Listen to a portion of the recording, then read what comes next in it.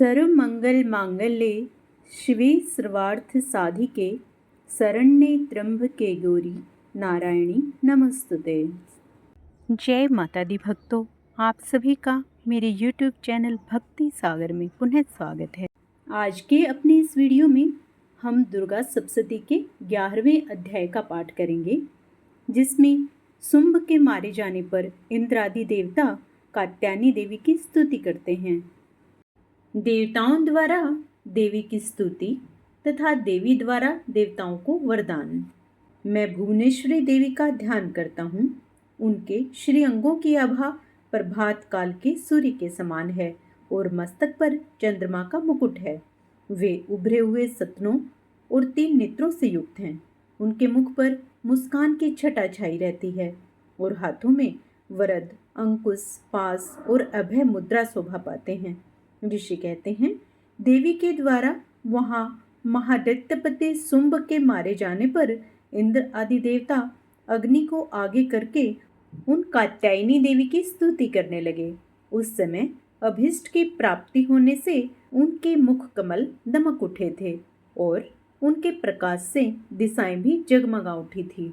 देवता बोले, शरणागत की पीड़ा दूर करने वाली देवी हम पर प्रसन्न हो। संपूर्ण जगत की माता प्रसन्न हो। विश्वेश्वरी, विश्व की रक्षा करो। देवी, तुम ही चराचर जगत की अधिश्वरी हो। तुम इस जगत का एकमात्र आधार हो, क्योंकि पृथ्वी रूप में तुम्हारी ही स्थिति है। देवी, तुम्हारा पराक्रम अलंघनीय है। तुम ही जल रूप में स्थित होकर संपूर्ण जगत को तृप्त करती हो। तुम अनंत बल संपन्न वैष्णवी शक्ति हो। इस विश्व की कारणभूता परमाया हो। देवी, तुमने इस समस्त जगत को मोहित कर रखा है। तुम ही प्रसन्न होने पर इस पृथ्वी पर मोक्ष की प्राप्ति कराती हो।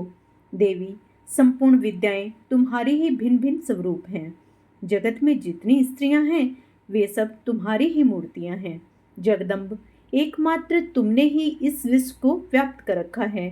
तुम्हारी स्तुति क्या हो सकती है। तुम तो सत्वन करने योग्य पदार्थों से परे एवं परावाणी हो। जब तुम सर्व स्वरूपा देवी स्वर्ग तथा मोक्ष प्रदान करने वाली हो, तब इसी रूप में तुम्हारी स्तुति हो गई। तुम्हारी स्तुति के लिए इससे अच्छी उक्तियां और क्या हो सकती हैं। बुद्धि रूप से सब लोगों के हृदय में विराजमान रहने वाली तथा स्वर्ग एवं मोक्ष प्रदान करने वाली नारायणी देवी, तुम्हें नमस्कार है। कला, काष्ठा आदि के रूप में कर्मशः परिणाम अवस्था परिवर्तन की ओर ले जाने वाली तथा विश्व का उपसंहार करने में समर्थ नारायणी, तुम्हें नमस्कार है। नारायणी, तुम सब प्रकार का मंगल प्रदान करने वाली मंगलमयी हो। कल्याणदायिनी शिवा हो। सब पुरुषार्थों को सिद्ध करने वाली शरणागत वत्सला, 3 नेत्रों वाली एवं गौरी हो, तुम्हें नमस्कार है। तुम सृष्टि, पालन और संहार की शक्तिभूता सनातनी देवी, गुणों का आधार तथा सर्वगुणमयी हो। नारायणी, तुम्हें नमस्कार है। शरण में आए हुए दीनों एवं पीड़ितों की रक्षा में संलग्न रहने वाली तथा सबकी पीड़ा दूर करने वाली नारायणी देवी, तुम्हें नमस्कार है। नारायणी, तुम ब्रह्माणी का रूप धारण करके हंसों से जुते हुए विमान पर बैठती तथा कुछ मिश्रित जल छिड़कती रहती हो, तुम्हें नमस्कार है। माहेश्वरी रूप से त्रिशूल, चंद्रमा एवं सर्प को धारण करने वाली तथा महान वृषभ की पीठ पर बैठने वाली नारायणी देवी, तुम्हें नमस्कार है। मोरों और मुर्गों से घिरी रहने वाली तथा महाशक्ति धारण करने वाली कुमारी रूप धारिणी निष्पापे नारायणी, तुम्हें नमस्कार है। शंख, चक्र, गदा और सांग्य धनुष रूप उत्तम आयुधों को धारण करने वाली वैष्णवी शक्ति रूपा नारायणी, तुम प्रसन्न हो, तुम्हें नमस्कार है। हाथ में भयानक महाचक्र लिए हुए और दाढ़ों पर धरती को उठाए वाराही रूप धारिणी कल्याणमयी नारायणी, तुम्हें नमस्कार है। भयंकर नरसिंह रूप से दैत्यों के वध के लिए उद्योग करने वाली तथा त्रिभुवन की रक्षा में संलग्न रहने वाली नारायणी, तुम्हें नमस्कार है। मस्तक पर किरीट और हाथ में महावज्र धारण करने वाली, सहस्त्र नेत्रों के कारण उदित दिखाई देने वाली और वृतासुर के प्राणों का अपहरण करने वाली इंद्र शक्ति रूपा नारायणी देवी तुम्हें नमस्कार है। शिवदूती रूप से दैत्यों की महती सेना का संहार करने वाली, भयंकर रूप धारण तथा विकट गर्जना करने वाली नारायणी तुम्हें नमस्कार है। मुंडमाला से विभूषित मुंड मर्दिनी चामुंडा रूपा नारायणी तुम्हें नमस्कार है। लक्ष्मी, लज्जा, महाविद्या, श्रद्धा, पुष्टि, सवधा, ध्रुवा, महारात्रि तथा महाअविद्या रूपा नारायणी तुम्हें नमस्कार है। मेधा, सरस्वती, वरा, भूति, बाभ्रवी, तामसी, नियता तथा ईशा रूपिणी नारायणी तुम्हें नमस्कार है।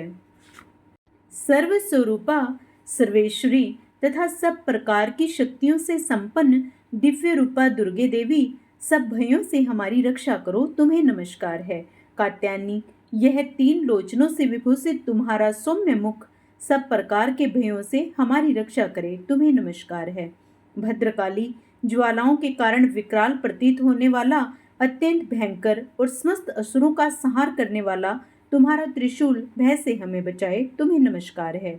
देवी, जो अपनी ध्वनि से संपूर्ण जगत को व्याप्त करके दैत्यों के तेज नष्ट किए देता है, वह तुम्हारा घंटा हम लोगों की पापों से उसी प्रकार रक्षा करे जैसे माता अपने पुत्रों की बुरे कर्मों से करती है। चंडिके, तुम्हारे हाथों में सुशोभित खड्ग जो असुरों के रक्त और चर्बी से चर्चित है, हमारा मंगल करे, हम तुम्हें नमस्कार करते हैं। देवी, तुम प्रसन्न होने पर सभी रोगों को नष्ट कर देती हो और कुपित होने पर मनोवांछित सभी कामनाओं का नाश कर देती हो। जो लोग तुम्हारी शरण में जा चुके हैं उन पर विपत्ति तो आती ही नहीं है। तुम्हारी शरण में गए हुए मनुष्य दूसरों को शरण देने वाले हो जाते हैं। देवी अंबिके, तुमने अपने स्वरूप को अनेक भागों में विभक्त करके नाना प्रकार के रूपों से जो इस समय इन धर्मद्रोही महादैत्यों का संहार किया है, वह सब दूसरी कौन कर सकती थी। विद्याओं में, ज्ञान को प्रकाशित करने वाले शास्त्रों में तथा आदि वाक्यों वेदों में तुम्हारे सिवा और किसका वर्णन है, तथा तुमको छोड़कर दूसरी कौन ऐसी शक्ति है जो इस विश्व को अज्ञान में घोर अंधकार से परिपूर्ण ममता रूपी गड्ढे में निरंतर भटका रही है। जहाँ राक्षस, जहाँ भयंकर विष वाले सर्प, जहाँ शत्रु, जहाँ लुटेरों की सेना और जहाँ दावानल हो, वहाँ तथा समुद्र के बीच में भी साथ रहकर तुम विश्व की रक्षा करती हो। विश्वेश्वरी, तुम विश्व का पालन करती हो, विश्व रूपा हो, इसलिए संपूर्ण विश्व को धारण करती हो। तुम भगवान विश्वनाथ की भी वंदनीय हो। जो लोग भक्तिपूर्वक तुम्हारे सामने मस्तक झुकाते हैं, वे संपूर्ण विश्व को आश्रय देने वाले हो जाते हैं। देवी, प्रसन्न हो। जैसे इस समय असुरों का वध करके तुमने शीघ्र ही हमारी रक्षा की है, उसी प्रकार सदा हमें शत्रुओं के भय से बचाओ। संपूर्ण जगत का पाप नष्ट कर दो और उत्पात एवं पापों के फलस्वरूप प्राप्त होने वाले महामारी आदि बड़े बड़े उपद्रवों को शीघ्र दूर करो। विश्व की पीड़ा दूर करने वाली देवी, हम तुम्हारे चरणों पर पड़े हैं, हम पर प्रसन्न हो। त्रिलोक निवासियों को पूजनीय परमेश्वरी, सब लोगों को वरदान दो। देवी बोली, देवताओं, मैं वर देने को तैयार हूँ। तुम्हारे मन में जिसकी इच्छा हो वह वर मांग लो। संसार के लिए इस उपकारक वर को मैं अवश्य दूंगी।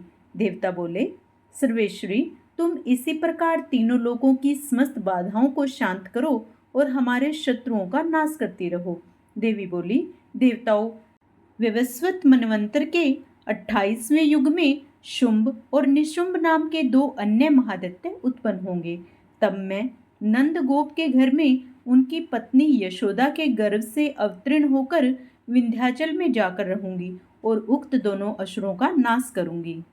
फिर अत्यंत भयंकर रूप से पृथ्वी पर अवतार ले मैं वैपरिचित नाम वाले दानवों का वध करूंगी।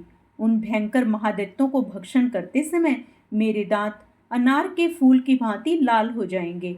तब स्वर्ग में देवता और मृत्युलोक में मनुष्य सदा मेरी स्तुति करते हुए मुझे रक्त दंतिका कहेंगे।